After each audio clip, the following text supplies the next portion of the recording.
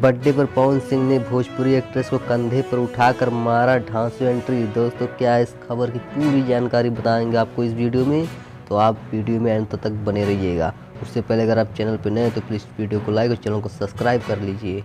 दोस्तों, आपको बता दें, भोजपुरी सिनेमा के जगत पावर स्टार कहे जाने वाले पवन सिंह आज अपना 37वां जन्मदिन मना रहे हैं। उनका जन्म 5 जनवरी 1986 को आरा में हुआ था। तो पवन सिंह ने 11 साल की उम्र में ही भोजपुरी में शुरुआत की थी। आज वो किसी के पहचान के मोहताज नहीं हैं। उनके गानों का डंका विदेशों तक बजता है।